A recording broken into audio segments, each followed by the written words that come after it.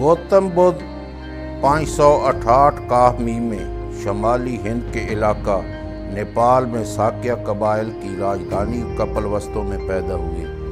یہ شہر دریائے رومنی کے کنارے بنارس سے 100 میل کے فاصلہ پر گوشہ شمال مشرق میں واقع تھا۔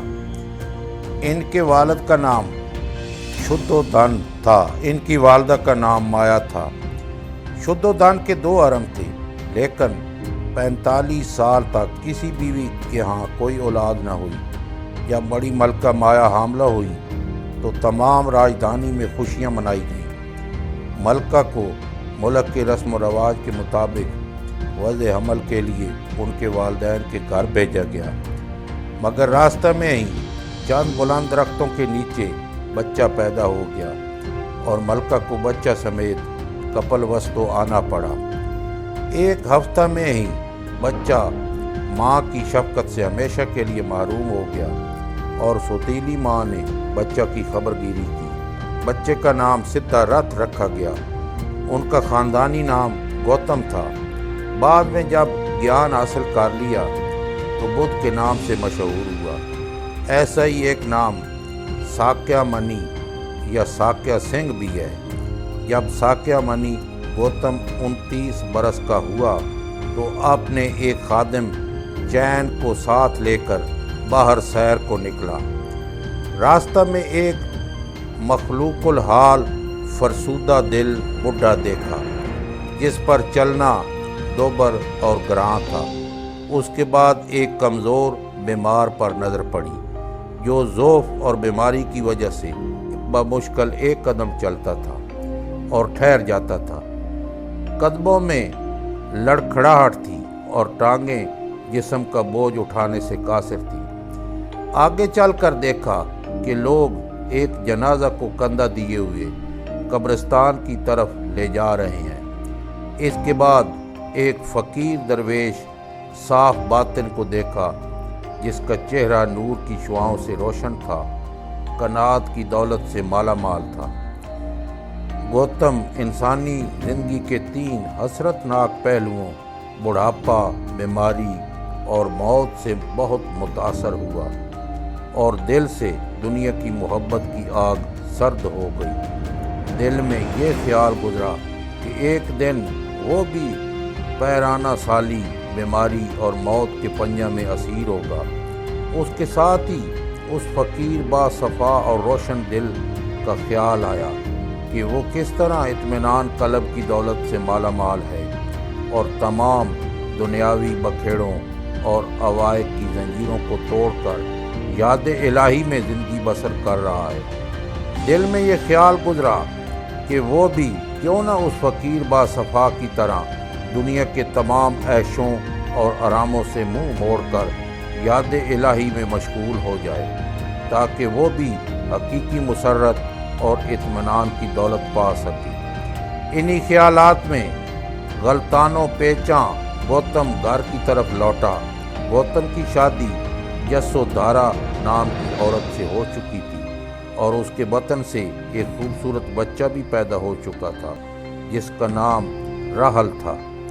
جب رات کی تاریکی نے پردے پھیلانے شروع کیے تو گوتم نے اپنے نوکر چین سے گھوڑا مانگا۔ ذاتی خادم تعمیر کی حکم میں گھوڑا لینے کے لیے گیا۔ خود گوتم اس کمرہ کی طرف گیا جس میں آپ کی بیوی اور بچہ سو رہے تھے۔ دہلیز پر کھڑے ہو کر دیکھا کہ ماں اپنے لاڈلے حسین بچہ کے ساتھ سوئی ہوئی ہے۔ دل میں خیال گزرا کہ بچے کو گود میں لے کر آخری الوداع کہے، لیکن پھر خیال آیا کہ شاید بچے اور بیوی کی محبت بار بار ترک کرنے میں روک پیدا کر دے۔ آپ نے دہلیز سے اپنی بیوی اور بچے پر الوداعی نظر ڈال کر گھر سے نکل پڑے۔ دریائے ایوما پر پہنچ کر زیور اور جواہرات چین کو دیے اور کہا کہ ان کو لے کر کپلوستو کو لوٹ جائے۔ باوفا خادم نے اصرار کیا کہ وہ بھی اپنے آقا کے ساتھ زاہدانہ زندگی بسر کرے گا، لیکن گوتم نے کہا کہ نہیں، تم واپس کپلوستو جاؤ اور ان کے والد سے تمام حال بیان کرو۔ چنانچہ اپنے مہربان آقا سے دل پر سل رکھ کر واپس لوٹا۔ گوتم نے اتر کر بدرا کرایا اور ایک غریب آدمی سے لباس بدل کر زاہدانہ زندگی اختیار کر کے راج گڑھی کی طرف چل دیے۔ راج گڑھی خوبصورت اور دلکش وادی میں 5 پہاڑوں کے درمیان واقع تھا۔ ان پہاڑوں کی غاروں میں چند مشہور درویش رہتے تھے۔ گوتم ان کے پاس گیا۔ ایک التر نامی فقیر کے مرید ہو گئے۔ جب اس فقیر کی صحبت سے تسکین قلب کی دولت میسر نہ آئی تو ایک اور عابد و زاہد فقیر اورک نامی کی طرف گیا۔ ان دونوں درویشوں نے ہندو مذہب کا فلسفہ سکھایا۔ اس کے بعد گوتم نے نفس کشی کے لیے چلوں اور ریاضتوں کا قصد کیا۔ ازویل کے جنگل میں 6 سال تک سخت ریاضتیں اٹھائیں۔ جسم کانٹے کی طرح خشک ہو گیا۔ ان ریاضتوں اور مشقتوں کے اٹھانے کی وجہ سے گوتم کی شہرت قرب و جوار میں پھیل چکی تھی۔ اب گوتم کو اپنے نفس امارہ پر مکمل فتح حاصل ہو گئی۔ وہ راستہ مل گیا جس کی تلاش میں تھا۔ وہ شربت کافور مل گیا جس کے لیے کام و دہن پیاسے تھے۔ وہ شربت زنجیر مل گیا جس کے پینے سے روحانی منزلیں جلد طے ہونے لگیں۔ دیدار الہی نصیب ہو گیا جس کے لیے وہ روحانی آنکھیں ترس رہی تھیں۔ محبوب کا شیریں کلام سننے لگا جس کے سننے کے لیے کان برسوں سے بے تاب تھے۔ گویا زندگانی کا عقدہ کھل گیا اور جوہر مقصود مل گیا۔ عرفان اور روشنی حاصل کرنے کے بعد گوتم بدھ نے لوگوں سے مخاطب ہو کر کہا، اے دیندارو، میں نے اس طرح رنج و غم کی حقیقت کو اور اس کے غیر متناہی ہونے کو اور اس کے دور کرنے کے طریقے کو سیکھا ہے۔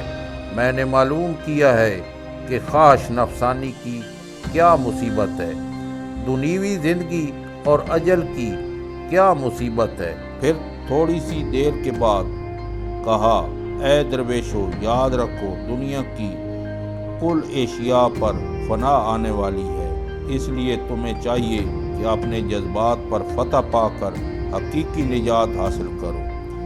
یہ گوتم بدھ کے آخری الفاظ تھے۔